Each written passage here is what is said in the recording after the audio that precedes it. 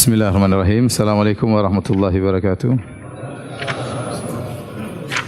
Alhamdulillahi ala ihsanihi wa syukru lahu ala taufiqihi wa amtinanihi. Asyhadu an la ilaha illallah wahdahu la syarika lahu ta'ziman li sya'nihi wa asyhadu anna Muhammadan abduhu wa rasuluhu da'ala ridwanihi. Allahumma salli alaihi wa ala alihi wa ashabihi wa ikhwanihi.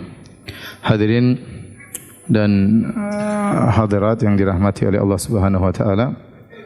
Alhamdulillah, puji dan syukur kita panjatkan kepada Allah Subhanahu wa taala atas segala karunia yang Allah berikan kepada kita. Salawat dan salam semoga tercurahkan selalu kepada junjungan kita Nabi Muhammad sallallahu alaihi wasallam dan juga kepada keluarganya serta seluruh sahabat beliau tanpa terkecuali. Kita melanjutkan bahasan kita dari Kitab Tauhid dan kita sudah masuk pada bab yang ke-18. Bab ma jaa'a sababa kufri Bani Adam wa tarkihim dinahum huwal ghulu fi salihin. Bab tentang bahwasanya sebab kufurnya Bani Adam dan bahwasanya mereka meninggalkan agama mereka adalah karena mereka berlebih-lebihan terhadap orang-orang saleh, karena mereka berlebih-lebihan terhadap orang saleh. Hadirin dan hadirat yang dirahmati oleh Allah Subhanahu wa taala, sebenarnya dalil tentang tauhid sangatlah banyak ya, sebagaimana sudah kita bahas pada pertemuan-pertemuan yang lalu. Ya, barahinut tauhid katsirah.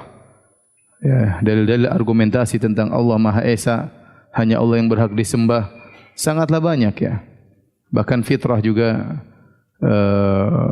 Allah fitrahkan manusia untuk mentauhidkan Allah Subhanahu wa taala. Namun kok bisa terjadi kesyirikan?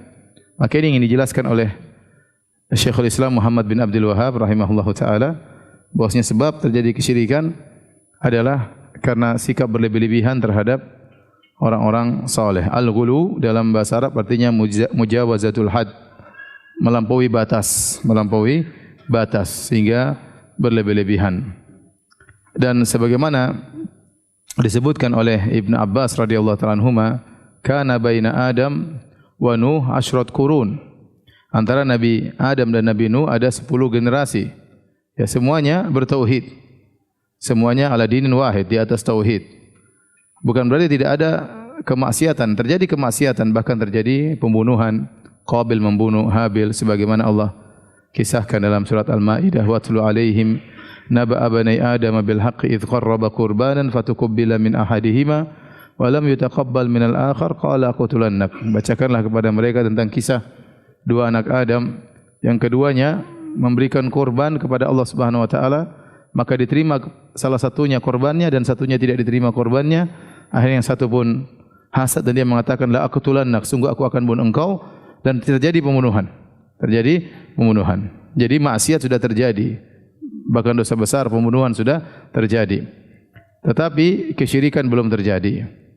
Ya, 10 generasi tidak ada kesyirikan. Yang dimaksud dengan asyrat qurun, satu generasi maksudnya ada yang mengatakan 100 tahun, ada yang mengatakan umur satu generasi, dan satu generasi belum tentu 100 tahun. Seperti generasi Nabi Nuh saja 1000 tahun, Nabi Nuh umurnya 1000 tahun kurang lebih. Ya, jadi antara Nabi Adam, Nabi Nuh 10 generasi, yaitu keturunan 10 generasi tidak ada kesyirikan. Baru terjadi kesyirikan pada zaman Nabi Nuh alaihissalam. Sebabnya adalah karena berlebih-lebihan terhadap orang soleh. Nanti akan kita jelaskan insyaAllah sebagaimana disebutkan dalilnya oleh Syekh Muhammad bin Abdul Wahhab rahimahullahu ta'ala.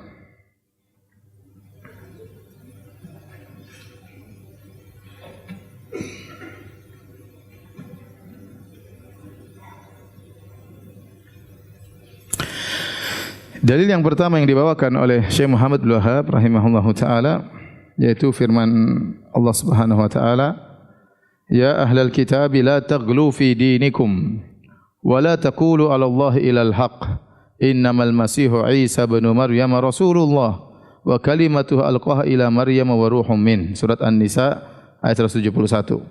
Allah berfirman, wahai ahlul kitab. Ahlul kitab maksudnya Yahudi dan Nasrani. Mereka disebut dengan ahlul kitab karena mereka berbeda dari agama-agama yang lain. Ya, dari agama-agama musyrikin, dari para penyembah berhala, dari para penyembah api Majusi. Ahlul kitab Yahudi Nasrani diturunkan Alkitab kepada mereka, dikirimkan Rasul kepada mereka, sehingga Allah sebenarnya menyebut mereka dengan panggilan yang baik, Ahlul kitab. Wahai orang yang pernah diturunkan Alkitab kepada kalian, ya, agar mereka kembali kepada kebenaran, ya. Bahwasanya mereka dahulu pernah diturunkan Alkitab, namun kitab mereka disimpangkan sekarang. Ya ahlul kitab, la taghlu fi dinikum. Janganlah kalian berbuat gulu dalam agama kalian. Kalau kita bicarakan secara bahasa Arab, ya, dan ini sudah pernah saya bahas berulang-ulang, la taghlu fi dinikum. Janganlah gulu, berlebih-lebihan dalam agama kalian. Dalam agama kalian. Ini adalah la nahiyah. Ini la an-nahiyah, yaitu la yang didatangkan untuk pelarangan. Kemudian ini taglu fi'il majzum, ya. Taglu fi'il majzum dengan la an-nahiyah. Makanya dihapuskan huruf nun terakhirnya. Dan fi'il dalam disebut dalam usul fikih, fi'il itu pasti mengandung fi'il kata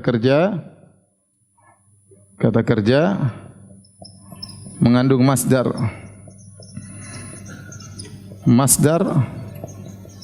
dan zaman. Kalau fi'il madhi mengandung masdar, yaitu perbuatannya, gulu, masdarnya gulu, perbuatannya. Gulu. Ya. Zaman kalau fi'il madhi berarti masa lalu, kalau fi'il mudhari masa sekarang, ya. Kemudian fi'il amr sekarang dan ke depan, jangan kalian berbuat gulu. Sehingga dia mengandung isim nakirah. Di dalam fi'il ini, dalam fi'il ada masdar, itu isim nakirah. Ini yang enggak tahu bahasa Arab, ya udah diam-diam aja, jangan banyak ngomong. Jadi guluwan. Jadi ditakdirnya gulu atau guluwan. Dan kaidah menyatakan, jika datang isim nakirah dalam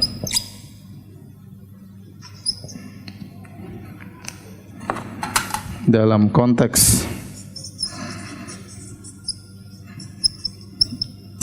kalimat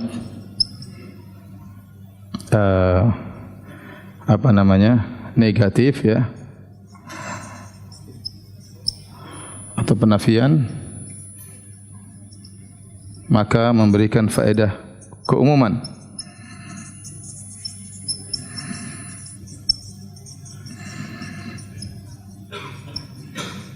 Ini dulu saya pernah bahas pada waktu bab lama. Intinya kalau kita mau terjemahkan, wahai ahlul kitab, janganlah kalian gulu dalam agama kalian dalam bentuk gulu apapun. Gulu di sini, guluwan fi dinikum. Janganlah kalian berbuat gulu, berlebih-lebihan dalam bentuk apapun dalam masalah agama. Tidak boleh berlebih-lebihan. Semua sikap berlebih-lebihan dalam agama itu dilarang. Ini konteks ditujukan kepada ahlul kitab. Namun ini juga berlaku bagi kita, ya, karena kita dilarang meniru-niru ahlul kitab dalam perkara-perkara yang salah, ya. Dan Nabi SAW mengatakan, la tattabi'unna sanana man kana qablakum.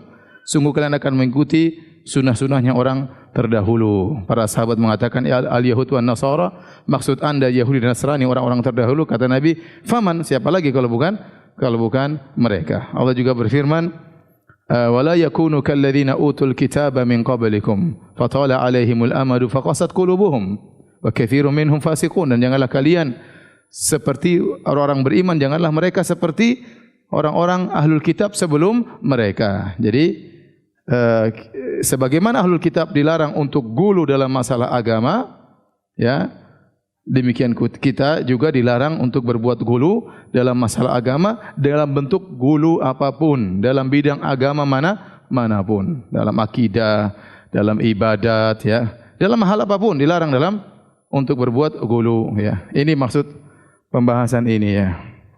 Saya rasa hanya sedikit dari antum yang paham atau rata-rata tidak paham. Saya mau tahu yang paham, coba angkat tangan. Enggak ada kan? Enggak apa-apa, ya. Baik. Saya hapus, ya, karena antum enggak paham apa faedahnya. Antum foto aja lah, siapa tahu paham 10 tahun lagi, enggak apa-apa. Ya. Atau belajar bahasa Arab, kemudian belajar usul fikih, satu hari paham di kemudian hari, enggak ada masalah. Baik. Saya kasih waktu 5 detik foto. 1, 2, 3, 4, 5, sudah, ya.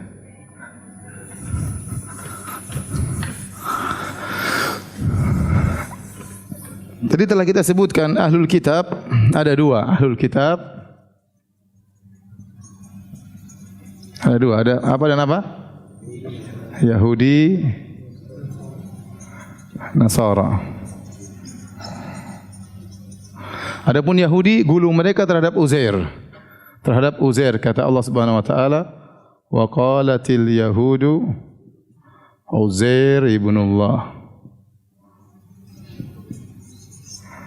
Uzair ibnullah, ya. Uzair adalah anaknya Allah. Yahudi berkata,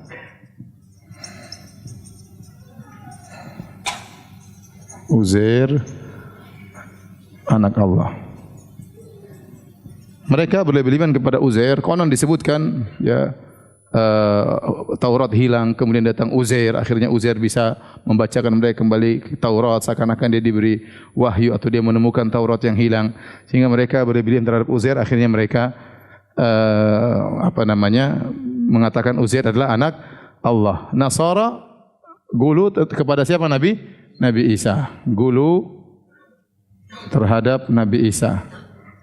Nabi Isa alaihi salam. Dan mereka secara umum Allah sebutkan ada 3 mazhab. Ada 3 mazhab yang mengatakan Isa sama dengan Allah, Isa adalah Allah. Ada yang mengatakan Isa satu dari yang 3 atau Allah dari satu dari yang 3. Dalam kurung Trinitas. Yang ketiga mengatakan Isa putra Allah. Yang ketiga-tiganya dikafirkan oleh Allah Subhanahu wa taala.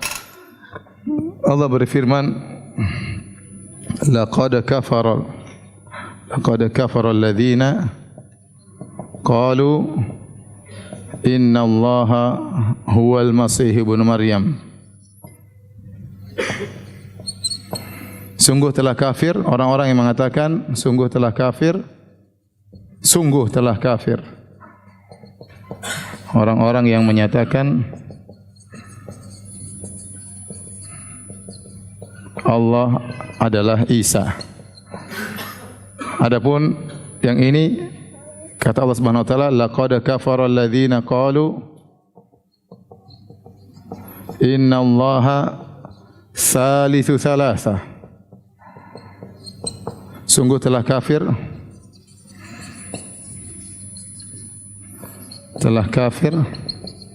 orang-orang yang menyatakan Allah satu dari yang 3. Allah satu dari yang 3. Yang ini banyak ayatnya, di antaranya wa qalu ittakhadhar rahmanu walada. Wa qalu ittakhadhar rahmanu walada. Laqad ji'tum syai'an idda. Mereka berkata Allah punya anak. Ini 3 madhab yang Allah sebut dalam Al-Quran dan semuanya dikafirkan oleh Allah Subhanahu wa taala, dan semuanya adalah bentuk berlebih-lebihan terhadap Nabi Isa.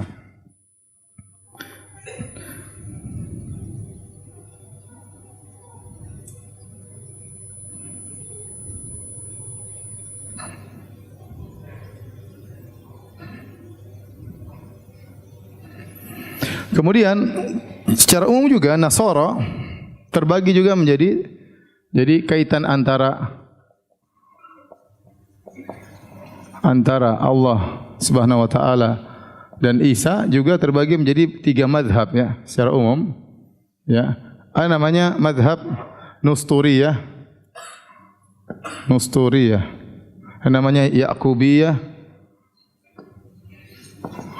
Yang konon disebut Nusturiyah ini lebih akdam daripada Ya'qubiyah, lebih tua daripada mazhab Ya'qubiyah. Bedanya di mana? Nusturiyah menganggap Isa terdiri atas 2 tabiat, dzu tabiatain, tabiat yaitu Tuhan dan manusia. Sehingga mereka mengatakan Nabi Isa itu manusia. Maryam melahirkan manusia, namun Allah halla fi Isa. Allah menempati Nabi Isa. Kata mereka, Allah menempati Isa, Nabi Isa alaihissalam sebagaimana air menempati gelas.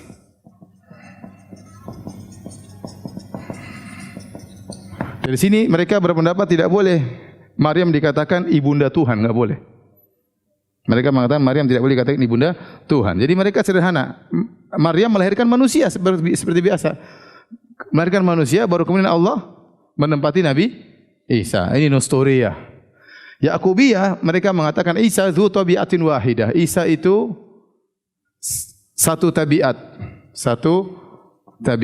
Yang tabiat itu Tuhan sekaligus manusia. Maksudnya apa? Mereka mengatakan Allah bukan menempati. Menempati mereka coret. Mereka mengatakan Allah bersatu dengan Isa sebagaimana susu bersatu dengan kopi, jadilah kopi susu. Tidak bisa dipisah-pisahkan. Sudah ini satu yang baru namanya kopi susu. Jadi mereka mengatakan ini Ya'qubiyah menurut sejarah datang belakangan setelah Nusturiyah. Ya. Dua-duanya berlebihan tentang Isa. Satu menganggap Allah menempati Isa, satu mengatakan Tuhan dan Nabi Isa bersatu menjadi satu kesatuan. Ya, Isa itu ya Tuhan yang manusia sekaligus. Tidak boleh dikatakan manusia, tidak boleh, tapi yang ini mengatakan tidak. Makanya ini agak bingung juga. Kalau ini dia agak lebih ngawurnya kurang maksudnya, bukan lebih logis tapi ngawurnya kurang. Karena mereka mengatakan Maryam tidak boleh dikatakan ibundanya Tuhan karena dia melahirkan manusia. Waktu Nabi Isa disalib, Nabi mengatakan, "Ya Ilya lima syabaqtani, wahai bapak, kenapa kau tinggalkan kami?" Bagi Nusturiyah menjelaskan mudah, Allah lepas dari Isa, selesai. Ya, tapi bagi yang Ya'qubiyah bingung. Dia Tuhan, dia sekaligus manusia. Kenapa Tuhan ngomong sama dirinya sendiri, wahai Bapak? Ya, bagi Tuhan, kenapa kau tinggalkan Tuhan? Gitu kan? Saya pernah dulu dialog waktu saya masih SMA dengan salah seorang dari mereka. Saya bilang, karena kebanyakan orang sekarang meyakini ini. Orang-orang sekarang, Nasrani sekarang meyakini apa? Ya'qubiyah, bahwasanya Tuhan dan Isa itu bersatu. Dan saya pernah dialog, saya masih bahlul juga ya. Saya ngomong, gimana dalam Injil dikatakan Nabi Isa berkata, ya Bapak, kenapa kau tinggalkan aku? Lah saya bilang, berarti yang meninggalkan dan ditinggalkan dua hal yang berbeda. Kenapa Anda mengatakan satu, padahal ini ada yang meninggalkan, ada yang ditinggalkan? Kata dia, enggak, itu sifat ketuhanannya ngomong dengan sifat kemanusiaannya. Jadi kita bilang, kamu kenapa tinggalkan kamu? Gitu. Dia bingung juga. Ya. Tapi dua-duanya sama-sama ngawur ya.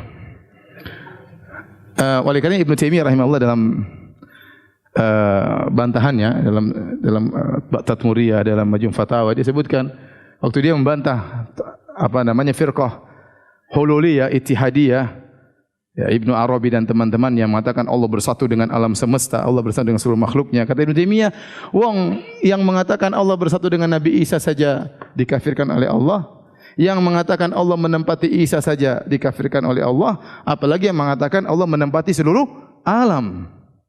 Lebih kafir lagi, faham? Apalagi yang mengatakan Allah bersatu dengan banyak orang, lebih kafir lagi. Yang bersatu dengan makhluk mulia saja Isa dikafirkan oleh Allah. Nabi Isa mulia atau tidak? Mulia. Tatkala orang mengatakan Allah menempati Isa, ini kelihatannya memuliakan Isa tapi merendahkan Allah. Berarti Tuhan butuh kepada Nabi Isa. Tuhan harus menurunkan levelnya menjadi manusia. Akhirnya Isa lapar, Tuhan ikut lapar. Paham? Berarti kan Tuhan menurunkan levelnya dan ini perendahan terhadap Allah, maka dikafirkanlah orang Nasara. Sekarang muncul baru di antara madhabnya Nasara namanya Al-Muwahhidun. Ini saya masih perlu bahas lagi. Ahli tauhid dari kalangan apa? Nasara. Dan ini saya punya teman namanya Tahir Wahid. Dia dari Amerika, dari Philadelphia kalau tidak salah, dari Amerika, dan dia punya disertasi judulnya ini Al-Muwahhidun minan Nasara, ahli tauhid dari kalangan Nasara. Jadi mereka meyakini Isa adalah rasul sebagaimana keyakinan umat Islam. Tetapi mereka tidak beriman kepada Nabi Muhammad. Paham? Cuma dia meyakini Isa adalah apa? Rasul, selesai. Namun mereka tidak beriman dengan Nabi Muhammad SAW.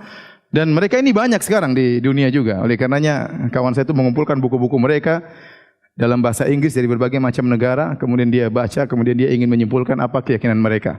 Tapi saya belum dapat, teman saya belum minta untuk mengirim kepada saya. Suatu saat saya ingin baca ya.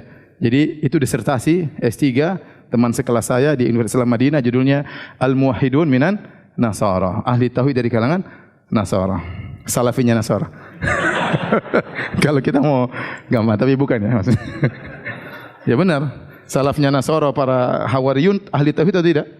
Ahli tauhid, mereka tidak berbuat syirik. Baik. Dari sini kita tahu bahwasanya mereka gulu terhadap Nabi Isa dengan berbagai macam model gulu mereka, dan mereka khilaf dengan khilaf yang begitu panjang lebar. Yahudi juga gulu dalam Uzair, dan kita orang Islam dilarang untuk gulu dalam agama. Baik.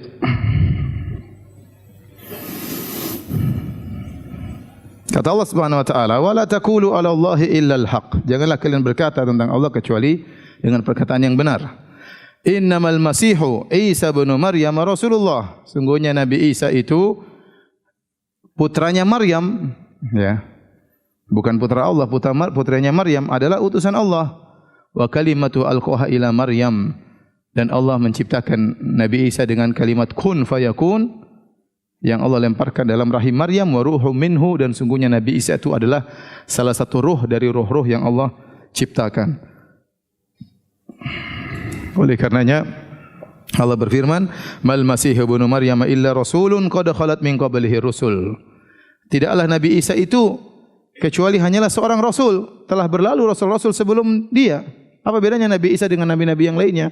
Kalau antum melihat tidak ada bedanya, sama-sama diutus, sama-sama lahir, sama-sama bawa kitab suci, sama-sama beribadah, sama-sama makan. Apa bedanya Nabi Isa dengan nabi-nabi yang sebelumnya? Kenapa kok sekarang dia jadi Tuhan yang lain enggak? Makanya Allah bantasnya dengan bantahan yang sangat jelas. Mal Masih ibnu Maryam illa rasulun qad khalat min qablihi rusul. Sungguhnya Nabi Isa itu adalah rasul dan telah berlalu rasul-rasul semisal dia sebelumnya. Ya, sama. Kemudian kata Allah, wa ummuhu siddiqah, dan ibunya adalah wanita yang jujur. Kana ya'kulani ta'am, dua-duanya makan makanan. Ini di antara dalil yang paling kuat bahwasanya mereka berdua bukan Tuhan, dua-duanya makan apa? Makan makanan. Tuhan enggak perlu makanan. Tuhan enggak perlu makanan. Bahkan dalam Injil disebutkan Nabi Isa jalan, Nabi Isa lapar. Kemudian dari kejauhan Nabi Isa melihat sebuah pohon ada buahnya. Nabi Isa dekat, ternyata pohonnya enggak ada. Maka Nabi Musa pun marah, Nabi Isa mengkutuk pohon tersebut. Subhanallah. Nabi Isa tidak, pertama dia lapar. Dia enggak tahu pohonnya enggak ada buahnya. Dekat ternyata enggak ada. Terus enggak ada kan tinggal celeng ada. Kenapa harus dikutuk? Paham? Tinggal celeng ada kan, tinggal dimakan, selesai. Ini semua dalil bahwasanya Nabi Isa bukanlah Tuhan. Taib, kita jadi larangan, maksudnya larangan tentang berbuat gulu dalam agama itu sudah berlaku pada umat-umat sebelum kita juga. Allah melarang. Taib, kita lanjutkan perkataan Syekh Muhammad Wahab rahimahullah taala. Sudah difoto belum? Sudah ya? Ya. Wa fi sahih an Ibni Abbas radhiyallahu taala anhuma. Dalam Sahih Al-Bukhari dari sahabat Ibnu Abbas radhiyallahu anhuma, fi qaulillahi ta'ala, tentang firman Allah Subhanahu wa taala, la tadharunna alihatakum. Ya. Janganlah kalian meninggalkan Tuhan-Tuhan sesembahan-sembahan kalian. Ya.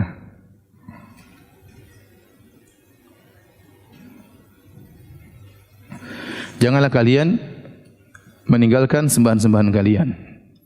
Wala tadharuna waddan wala suwa'an wala yaghutha wa ya'uq wa nasra. Jangan kalian tinggalkan Wad, Suwa', Yaghuth, Ya'uq, Nasr. Ini lima Tuhan mereka yang mereka sembah. Rupanya Nabi Nuh datang melarang mereka untuk menyembah berhala-berhala tersebut. Maka pembesar-pembesar kaum Nabi Nuh ingatkan, jangan kalian tinggalkan Tuhan-Tuhan kalian. Bela Tuhan-Tuhan kalian. Sembah Tuhan-Tuhan kalian. Ocehannya Nuh alaihissalam. Jadi orang-orang musyrikin mereka juga saling berwasiat, saling mengingatkan untuk bersabar dalam kesyirikan. Oleh karenanya Allah berfirman dalam surat Sad ayat 6, kata Allah Subhanahu wa taala, "Wantalaqal mala'u minhum animshu wasbiru ala alihatikum." Maka berjalanlah pembesar-pembesar di antara mereka seraya berkata, ya, wasbiru ala alihatikum. Berjalanlah kalian, teruskanlah perjalanan kalian, wasbiru, dan bersabarlah kalian dalam menyembah Tuhan-Tuhan kalian. Jadi saya katakan para hadirin, bukan cuma ahlul haq yang bersabar, ahlul batil juga apa? Bersabar. Pelaku maksiat juga bersabar. Saya sering sampaikan, ya.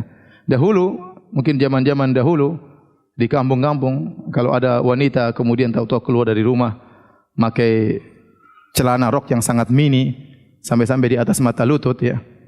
Sehingga pahanya dilihat oleh banyak orang, pasti banyak yang mencela. Perempuan enggak punya malu, gimana itu? Siapa bapaknya, siapa ibunya? Tapi dia bersabar. Dia bersabar dengan celotehan, dengan ocehan, cuek aja dia. Bersabar, akhirnya banyak pengikutnya. Tidak? Akhirnya banyak pengikutnya, dia bersabar. Ya. Dia bersabar dalam kesesatan, ya. Nah, antum lebih utama untuk apa? Bersabar, ya. Saya pernah sampaikan ada seorang dai, dia bercerita, saya berdakwah di belantara hutan Afrika, saya berjalan berhari-hari untuk berdakwah masuk di tengah kampung mereka, melewati hutan, melewati lumpur, melewati berbagai macam. Sampai di tengah-tengah saya dapat seorang wanita misionaris sudah bertahun-tahun di situ. Lebih bersabar dari saya dalam berdakwah, ya. Jadi mereka ahlul batil juga mereka saling menasihati, ya. Maka ahlul haq lebih utama untuk saling bersabar, saling menasihati. Kata mereka, la tadharunna alihatakum, jangan kalian tinggalkan sembahan-sembahan kalian. Wala tadharunna waddan wala suwa'an wala yaghuth wa ya'uq wa nasra. Jangan kalian tinggalkan wad, suwa', yaghuth, ya'uq, nasra. Bela sembahan-sembahan kalian. Siapa mereka ini? Ini dijelaskan oleh Ibnu Abbas. Kata Ibnu Abbas, hadhihi asma'u rijalin salihin min qaumi Nuh. Ini adalah nama-nama orang-orang saleh di zaman Nabi Nuh alaihissalam.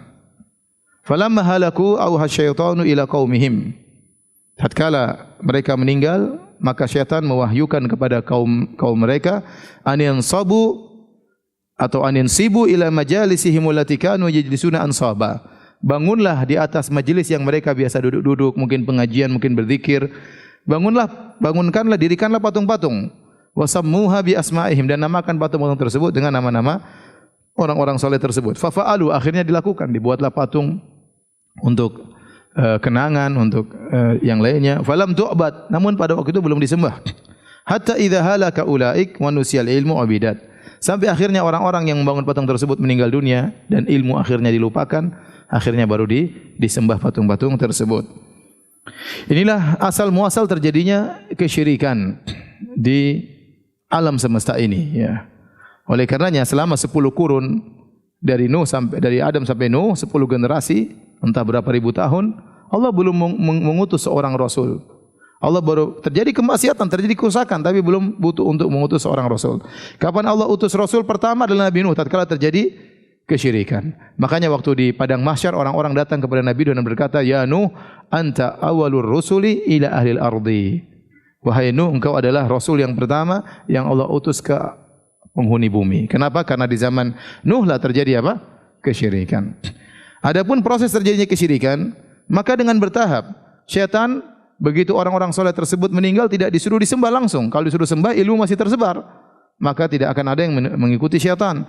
Tapi syaitan juga bersabar dalam menggelincirkan orang dalam kesyirikan, ya. Untuk bisa patung-patung ini disembah, perlu satu generasi hilang dulu. Betul tidak? Betapa sabarnya setan. Ya. Satu generasi entah Nuh, satu generasi 1000 tahun. Yang suka bangun patung tersebut ditunggu meninggal dulu semuanya. Baru kemudian dia menggoda generasi berikutnya. Untuk satu generasi 100 tahun atau 1000 tahun, Nuh generasinya 1000 tahun, tidak ada kesyirikan, tidak apa-apa. Tidak usah. Kata setan jangan dulu, sabar. Setan bertahap, ente maunya buru-buru. Setan bertahap, iblis bilang sabar, biarin aja. Satu generasi 1000 tahun tidak ada kesyirikan. Tapi dibuat bertahap, pertama dibuat bid'ah dulu, dibangunlah patung-patung untuk menjadi kenangan. Ya. Kata Ibnu Jarir At-Tabari dalam tafsir At-Tabari. Ini saya bacakan tafsiran salaf, ya. Kemudian disebutkan sanadnya sampai kepada Muhammad bin Qais, anna Yaguth wa Ya'uq wa Nasran kanu qauman salihin min Bani Adam. Bahwasanya Yaguth, Ya'uq, Nasr adalah orang-orang saleh dari Bani Adam. Wa kana lahum atba' yaqtaduna bihim, dan mereka punya pengikut-pengikut, murid-murid yang meneladani mereka. Falamma matu qala ashabum, tatkala orang-orang saleh ini meninggal, maka murid-muridnya berkata, "Lau sawwarnahum kana asywaka lana ilal ibadah." Bagaimana kalau kita bikin patung-patung mereka sehingga kita lebih semangat beribadah? Bayangkan, pertama setan gitu dulu. Bangunkan dulu sebagai kenangan, ingat mereka sehingga kita lebih khusyuk dalam beribadah, lebih semangat. Kita ingat bagaimana orang-orang saleh ini semangat beribadah. Falamma matu wa jaa akharun dabba ilaihim iblis. Tatkala mereka meninggal, datang generasi berikutnya. Maka iblis datang. Baru iblis mengatakan, innama kanu ya'budunahum wa bihim yusqaunal matar fa'abaduhum. Iblis berkata, dulu ini sebenarnya nenek moyang kalian sembah mereka ini. Akhirnya nenek moyang kalian yang bangun patung ini, yang menyembah patung-patung ini, dulu diturunkan hujan buat mereka gara-gara menyembah patung-patung. Akhirnya disembah. Lihat setan bagaimana bertahap. Dan ini juga disebutkan oleh Qatadah, ya.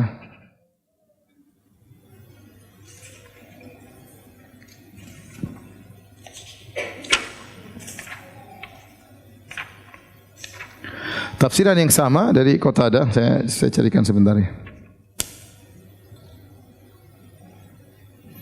Ini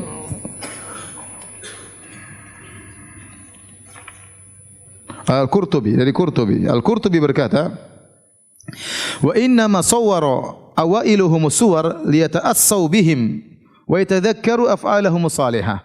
Sungguhnya nenek moyang mereka tatkala membangun patung-patung tersebut, niatnya adalah untuk beruswah hasanah, ya, meneladani orang-orang soleh ini, bagaimana mereka dulu melakukan ibadah-ibadah yang soleh. Fayajtahidu kajtihadihim, agar mereka bisa bersungguh-sungguh beribadah sebagaimana guru-guru mereka dulu, orang-orang soleh ini dulu beribadah dengan semangat. Wa ya'budullaha inda kuburihim, akhirnya mereka mereka bangun patung-patung tersebut, ya. Kemudian mereka beribadah di kuburan orang-orang soleh tersebut. Ini perkataan Al-Qurtubi. Kalau mereka beribadah di kuburan-kuburan orang soleh tersebut. Tsumma khalafahum qaumun jahilu muradahum. Kemudian datang generasi berikutnya yang tidak mengerti tujuan nenek moyang mereka. Fa waswasalahum asyaitanu aslafuhum kanu ya'budun hadhihi suwar wa yu'adzimuna. Akhirnya setan datang karena nusial ilmu sudah dilupakan. Maka setan datang bisikan kepada mereka, sungguhnya nenek moyang kalian dahulu menyembah patung-patung ini. Ini sangat penting. Ilmu harus terus ditegakkan, ya. Tauhid harus ditegakkan, karena kalau ilmu sudah hilang, maka syaitan akan menyuruh manusia kepada kesyirikan. Ya. Oleh karenanya berkata Ibnu Qayyim sangat indah, beliau berkata, "Wa mazala syaitanu yuha ila ibadil kubur." Dan senantiasa syaitan memberi wahyu kepada para ubadul kubur, para penyembah kuburan. Wa yulqi ilaihim, dan memberi wahyu kepada para penyembah kubur, annal bina wal uquf 'alaiha min mahabbati ahlil kubur minal anbiya was salihin wa anna du'a 'indaha mustajab. Syaitan mewahyukan, bangunlah kuburan orang-orang soleh. Ini bentuk kalian cinta kepada, penghormatan kepada orang-orang soleh tersebut. Bangunkanlah kuburan tersebut menjadi tinggi. Kemudian berdiamlah kalian di kuburan tersebut, kuburan orang soleh, kuburan para nabi, dan berdoalah di sisi kuburan tersebut. Wa anna du'a indaha mustajab. Doa di sisi kuburan adalah dikabulkan. Ya. Ini syaitan demikian, sampai sekarang cara syaitan sama, tidak berubah. Lama-lama akhirnya terjadi penyembahan terhadap penghuni kubur. Oleh karena dari sini kita tahu bagaimana Nabi SAW begitu ketat dalam masalah kuburan. Semua hal yang mengantarkan kepada pengagungan terhadap kubur dilarang. Ya. Nabi SAW melarang kuburan ditinggikan, Bahkan Nabi SAW pernah menugaskan Ali bin Abi Thalib untuk meratakan kuburan. Dalam Sahih Muslim, Ali bin Abi Thalib pernah berkata kepada Abul Hayyaj, kata Ali bin Abi Thalib, "Ala aba'athuka ala ma ba'athani Rasulullah sallallahu alaihi wasallam." Maukah aku tugaskan engkau sebagaimana Muhammad sallallahu alaihi wasallam pernah menugaskan aku? Allah tada timsalan illa tamastahu. Jangan kau tinggalkan ada satu patung kecuali kau hancurkan. Wala qabran musyrifan illa sawaitahu. Jangan kau tinggalkan ada kuburan yang tinggi kecuali kau ratakan. Perhatikan di sini. Nabi menggandengkan antara menghancurkan patung dengan meratakan kuburan karena dua-duanya berkaitan dengan apa? Kesyirikan. Dua-duanya berkaitan dengan kesyirikan. Jangan kau tinggalkan patung kecuali kau hancurkan, jangan kau biarkan kuburan tinggi kecuali kau ratakan. Dan dikerjakan oleh Ali atau tidak? Dikerjakan. Ternyata Nabi pernah menugaskan Ali bin Abi Thalib. Maka seharusnya orang-orang yang benar-benar meratakan kuburan adalah keturunan Ali bin Abi Thalib. Yang mereka menyatakan mereka keturunan Ali bin Abi Thalib, harusnya mereka menjalankan tugas yang pernah ditugaskan oleh leluhur mereka Muhammad sallallahu alaihi wasallam kepada Ali bin Abi Thalib untuk meratakan kuburan. Bukan sebaliknya, malah meninggikan apa? Kuburan, malah dibangun dengan bangunan yang tinggi. Makanya Nabi melarang kuburan ditinggikan. Nabi melarang kuburan di semen, Nabi melarang kuburan ditulis. Nabi melarang salat ke arah kuburan. Nabi melarang kuburan dikasih lampu. Semua orang menyelisih, kata Ibnu Qayyim dalam Ighatsatul Lahfan, semua larangan Nabi diselisih oleh umatnya.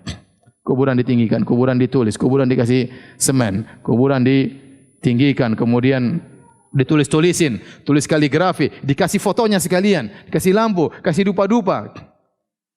Sehingga kalau kata kata Al-Syaukani rahimahullah dalam kitabnya Syarhus Sudur. Al-Imam Syaukani Al-Yamani, ulama Yaman, punya buku judulnya Syarhus Sudur. Intinya melegakan dada tentang haramnya meninggikan kuburan. Dia jelaskan dengan dalil-dalil. Dia mengatakan seandainya ada seorang yang saleh kemudian dikubur dengan cara seperti itu, ditinggikan, kemudian tulis-tulis yang dikasih lampu dan benar-benar dihias kuburannya, maka ada orang jahil masuk, maka akan terbetik dalam hatinya ini orang spesial. Orang ini mungkin bisa beri manfaat, bisa beri mudarat. Terbetiknya dalam hatinya itulah kesyirikan. Itulah kesyirikan. Orang kalau masuk dalam kuburan tersebut, orang ramai, nangis-nangis di sana, berdoa, kira-kira gimana? Ada aura. Aura kesyirikan itu. Nah iya, coba dia masuk dalam kuburan, tahu satu-satu nangis, sini nangis, satu baca Quran, satu ini gimana, satu menangis, gimana coba?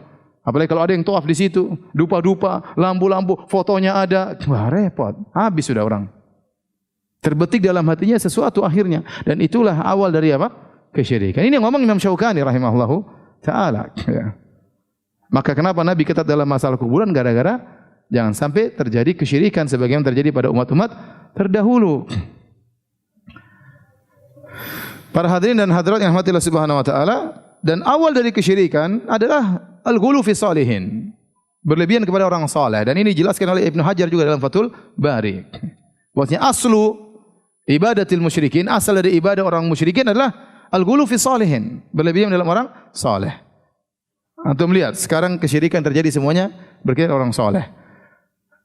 Yahudi kepada Uzair, orang saleh itu bukan? Orang saleh. Nasara kepada Nabi Isa, orang saleh itu bukan? Orang saleh.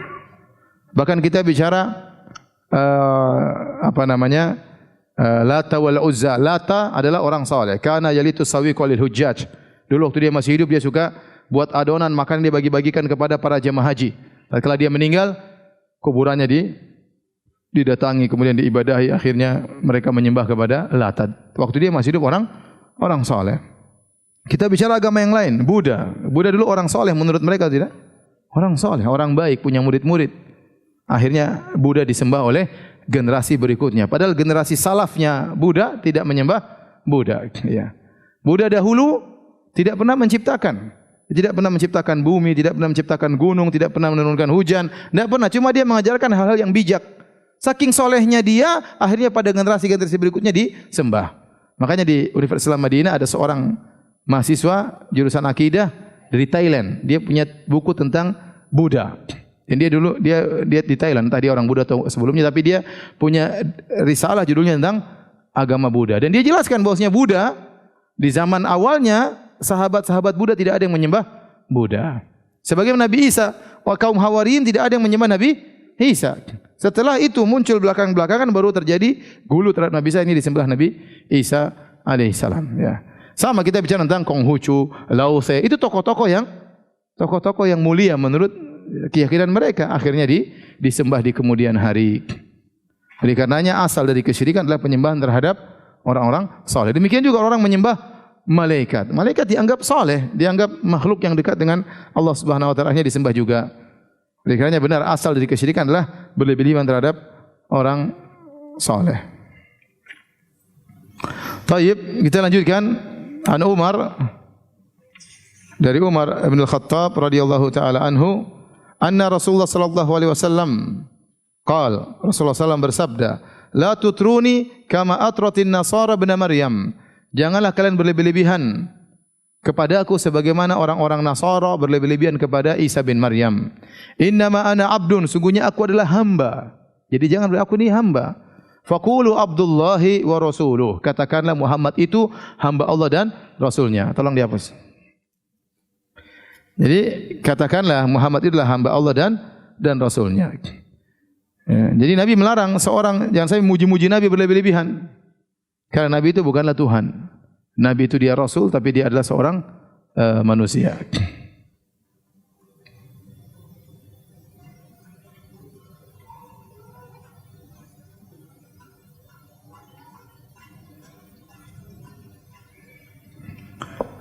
Azan berapa menit lagi? 1 menit lagi. Baik. Kata Nabi SAW, la tutruni, janganlah kalian memujiku sebagaimana orang Nasara berlebihan kepada Nabi Isa. Innama ana abdun. Aku ini hanyalah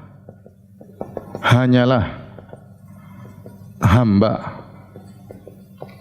Faqulu Abdullahi wa rasuluh. Faqulu Abdullah wa rasuluh. Katakanlah, maka katakanlah Muhammad itu hamba Allah dan Rasulnya. Perhatikan sini, ini Nabi SAW bukan terpuji hanya sebagai seorang Rasul, tapi Nabi juga terpuji sebagai seorang hamba. Makanya Allah memuji Nabi dari dua sisi. Sisi sebagai Rasul, sisi sebagai hamba. Ya. Kenapa? Karena bukti seorang itu adalah makhluk dari Tuhan dalam penghambaannya terhadap apa? Tuhan. Apa bukti? Bukti bahwasanya Anda taat kepada saya, Anda sangat tunduk kepada saya. Itu berarti Anda taat kepada saya. Berarti saya benar-benar Tuhanmu, saya benar-benar majikanmu. Ya, buktinya Anda sangat taat kepada saya. Kalau ternyata saya perintahkan Anda enggak taat, berarti saya bukan majikan sebenarnya, atau Anda sebenarnya bukan orang yang taat kepada majikan ya. Kalau benar-benar saya majikan, harusnya apa yang saya katakan Anda taat. Nah, Nabi SAW benar-benar seorang hamba, benar-benar taat kepada Allah Subhanahu wa taala, dan tidak ada yang bisa menyamai penghambaan Nabi SAW. Oleh karena Nabi SAW beribadah kepada Allah sampai hatta tatawarram qadamah, sampai kedua kakinya bengkak, hatta tatafattar qadamah, sampai kedua kaki beliau pecah-pecah beribadah kepada Allah Subhanahu wa taala. Apakah ada di antara kita yang beribadah sampai kakinya pecah? Tidak ada ya. Nabi SAW beribadah luar biasa. Azan. Oleh karenanya dalam Al-Quran Allah memuji Nabi dengan penyebutannya sebagai hamba. Contoh firman Allah Subhanahu wa taala, Subhanalladzi asra bi 'abdihi lailan minal masjidil haram ilal masjidil aqsa alladzi barakna haulahu liyuriyahu min ayatina. Kata Allah Subhanahu wa taala, Maha suci Allah yang telah memperjalankan hambanya. Allah tidak mengatakan Maha suci Allah yang memperjalankan Rasulnya. Padahal Isra Mi'raj itu kondisi di mana Nabi benar-benar sangat mulia. Tapi Allah menyebut Nabi dengan apa? Hambanya. Berarti Allah memuji Nabi bukan hanya sekedar sebagai Rasul, tapi sebagai apa? Hambanya. Ya, kata Allah Subhanahu wa taala, "Wa in kuntum fi raibin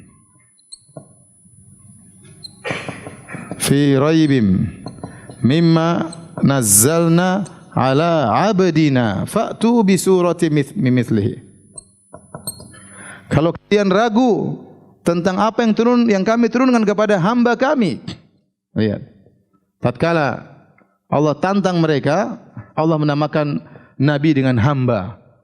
Kalau kalian ragu tentang apa yang kami turunkan kepada hamba kami, berarti Allah sedang menguji nabi dalam posisi sedang menantang orang-orang musyrikin. Ya, Allah menyebut nabi dengan apa? Hamba. Wa annahu lamma qama Abdullah yad'uuhu. Wa annahu lamma qama Abdullah yad'uuhu kanu yakuna alaihi ibadah. Yad'uuhu. Dalam surat apa? Iqra bismi rabbikal ladzi khalaq. Tatkala hamba Allah sedang salat dan berdoa kepada Allah Subhanahu wa taala, hamba Allah. Jadi Nabi bukan dipuji sebagai seorang rasul, tapi bagaimana penghambaan Nabi yang sangat luar biasa. Makanya Nabi dalam segala hal luar biasa. Dalam puasanya, dalam salatnya, dalam ibadahnya kepada Allah Subhanahu wa taala, dalam tawakalnya, dalam segala hal. Sebagai bukti dia seorang hamba. Makanya dia salat sampai kakinya bengkak. Beliau alaihi salatu wasallam salat sampai kakinya pecah-pecah. Ada seorang sahabat ingin salat malam bersama Nabi. Ternyata Nabi rakaat pertama baca surat Al-Baqarah. Bayangkan, begitu Nabi sudah di ujung surat Al-Baqarah, sahabat ini kira Nabi mau rukuk, ternyata Nabi lanjut dengan surat An-Nisa. Waduh. Dia sabar lagi. Di akhir surat An-Nisa dikira Nabi mau rukuk, ternyata Nabi lanjut lagi surat Ali Imran. Ya, mungkin Nabi enggak enak sama dia, Nabi akhirnya rukuk. Mungkin. Kalau enggak lanjut lagi bisa kabur dia. Jadi tapi hampir saya tinggalkan Nabi salat sendiri. Siapa yang kuat salat satu rakaat Al-Baqarah? Ya mau awal pertama nangis, khusyuk, lama pegel, lama-lama nangis kelamaan. Siapa yang kuat salat sampai satu rakaat 3 surat seperti itu? Berat. Tapi Nabi menikmati, berlezat-lezat, ya. Sampai kaki beliau bengkak-bengkak. Makanya dibilang seorang hamba. Di antara bukti Nabi seorang hamba.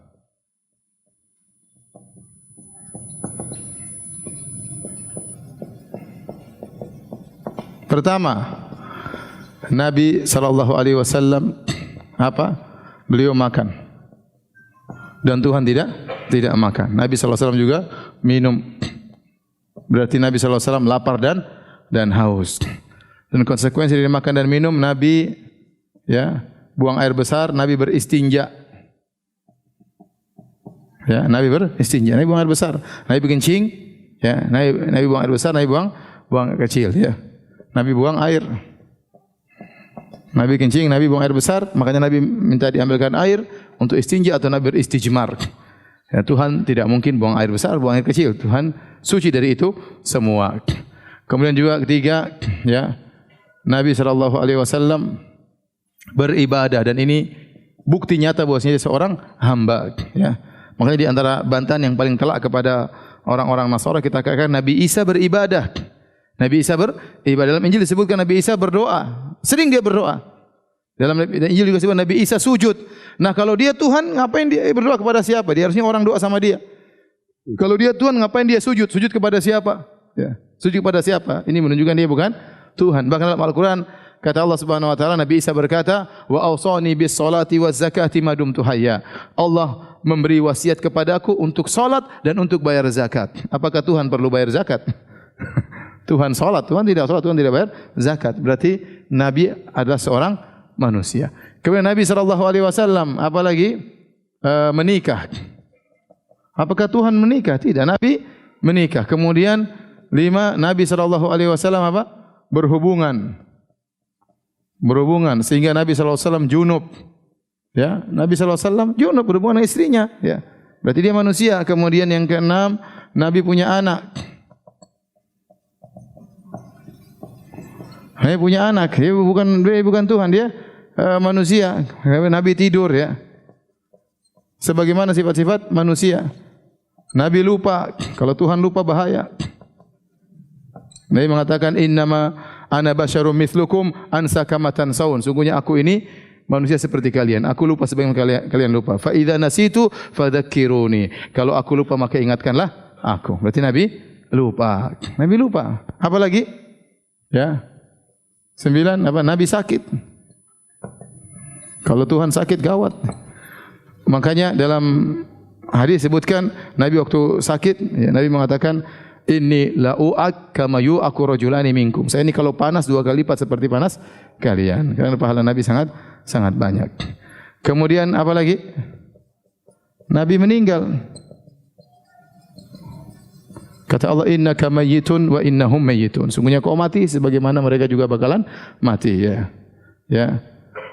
Wa Muhammadun illa rasulun qad khalat min qablihi rusul afa immata aw qutila qalabatum ala aqabikum. Sungguhnya tidaklah Muhammad itu kecuali hanyalah seorang rasul dan telah berlalu rasul sebelumnya. Kalau dia meninggal, bukankah Rasulullah SAW juga sudah meninggal?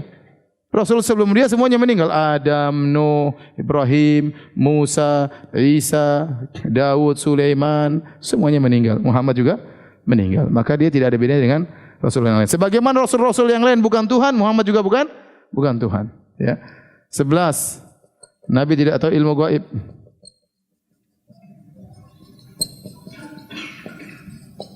Terlalu banyak Nabi SAW tidak tahu masa lalu. Makanya waktu istrinya kalungnya hilang, Nabi tidak tahu di mana kalungnya. Cari-cari enggak ketemu-ketemu.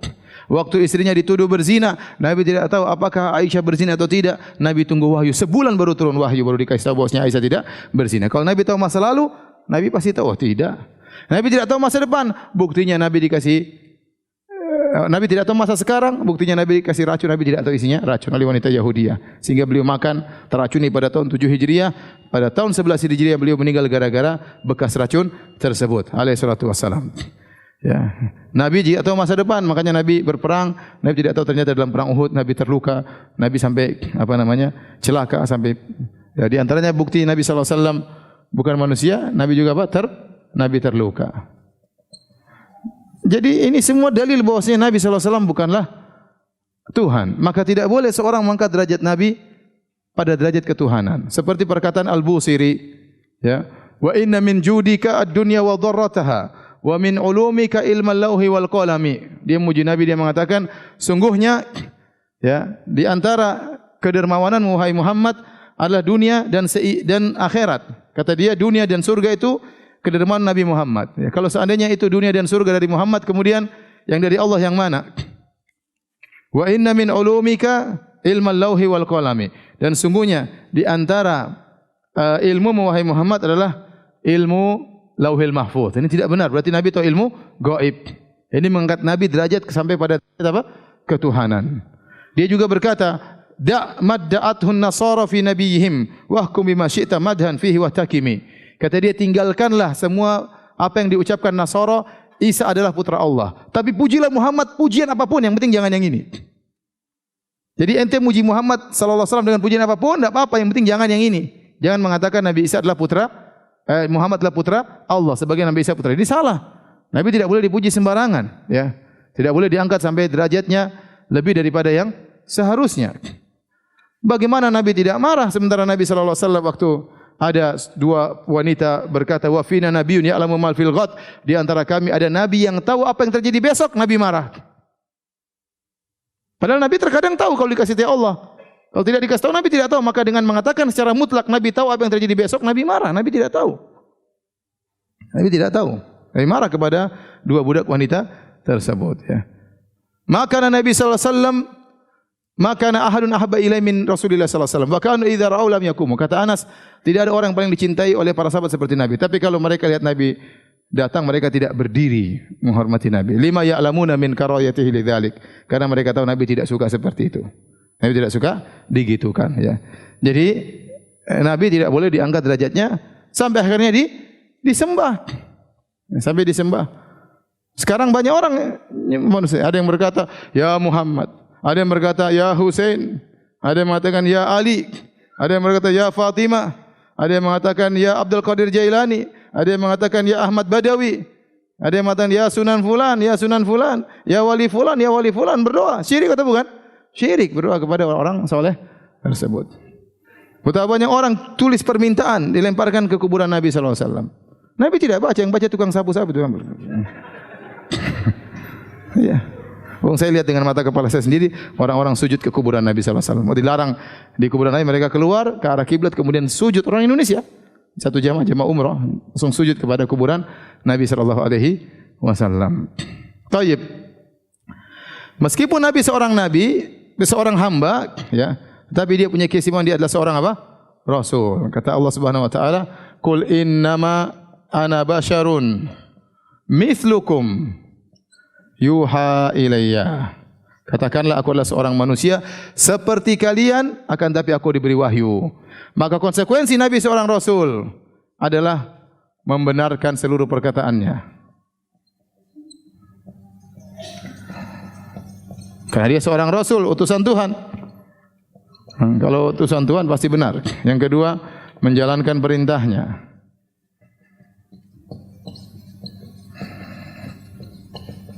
Dia menjauhi larangannya.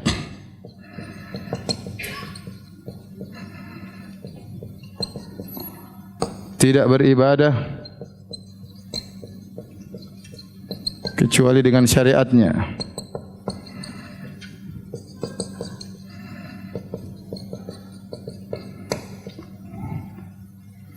Jadi Nabi sallallahu alaihi wasallam seorang tidak boleh berlebihan kepada Nabi. Dia seorang Rasul tapi dia juga seorang hamba. Sebagaimana Isa Abdullah wa Rasuluh. Sebagaimana Isa hamba Allah dan Rasulnya, Muhammad sallallahu alaihi wasallam juga hamba Allah dan Rasulnya.